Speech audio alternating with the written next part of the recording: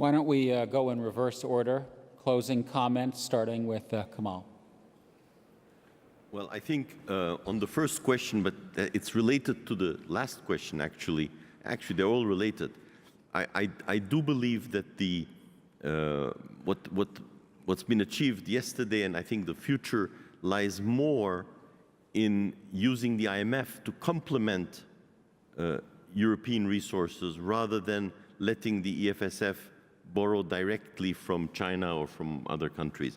I think the emerging countries have, all of them, said over the last few weeks and months that they would also prefer making their contributions in terms of loans through the IMF, where everybody is represented and where they are part of the governance of the IMF, although I do agree that the weight of the emerging countries inside the IMF is still insufficient. So I think what we'll probably see is an increased role of the IMF as a complement to what happens in Europe, and through the IMF, probably some resources coming from at least some of the emerging market countries. Et sur la dernière question de la discussion sur la souveraineté partagée, je crois que c'est un grand sujet, on n'a pas le temps de continuer là-dessus, mais je pense que ça sera extrêmement difficile de faire fonctionner une zone monétaire intégrée, l'euro, avec tout ce que ça implique, et on l'a vu au point de vue de la fiscalité commune, de règles communes, de règles budgétaires, de droit de regard sur les budgets et tout ça, ça serait très difficile de faire fonctionner une zone de ce type avec un modèle purement intergouvernemental tel qu'il existe aujourd'hui. Je crois qu'on est vraiment devant la nécessité, si on veut garder, si les Européens de l'eurozone veulent garder l'euro, d'avancer beaucoup plus loin dans une sorte de démocratie pan-européenne qui reste à définir, dont les règles restent à définir. Et j'ai souligné qu'il fallait un côté émotionnel. Ce n'est pas juste une question de règles, c'est une question de valeur et d'émotion aussi. Mais je crois que c'est nécessaire. Minister Fu. I think the professor has largely answered my question, but I want to mention one thing. When the head of the EFSF came to Beijing, in China, a Chinese newspaper translated an article. It's written by somebody from the Western world, comparing that visit with the visit by the European financiers to China in 1911. It is happening almost in the same month. And there was lots of doubt expressed in the article about China's political motive helping Europe. I think that kind of discussions or that kind of a message is not very helpful because China has no intention to use financial capabilities as a tool for power. China is not a country which is interested in that kind of purposes. China just wants a fair trading relationship. And if that relationship helps, that's great.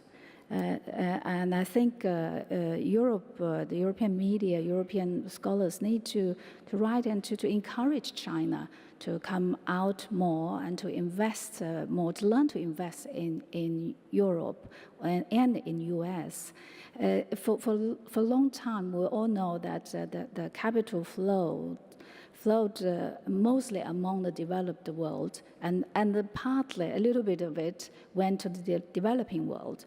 But now the world is changing. Some of the developing countries have grown to have the ability to invest in the developed world. So the capital might flow this in reversal, and it's a good thing. It's part of the globalization and part of changes of the world. It should be encouraged. And the Chinese companies are newcomers. They are learning.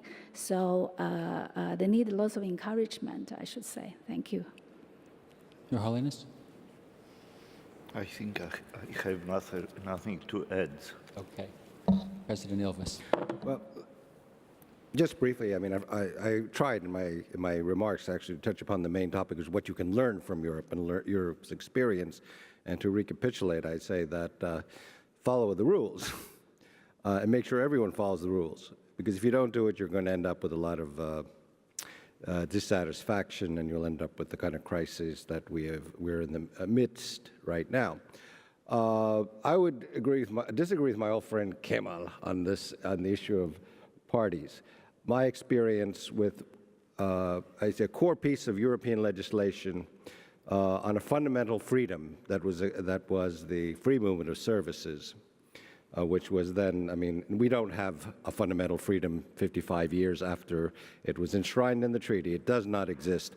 The voting on that was completely national. Socialists and conservatives from the UK voted one way. Socialists and conservatives from Germany and France voted another way. There was no party line on a fundamental freedom of the European Union. It was strictly national interest. So that's why I'm a little dubious about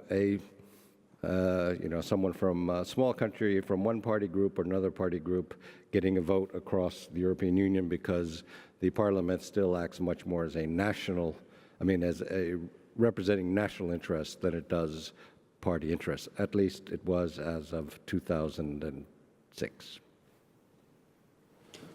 Please join me in thanking our panelists.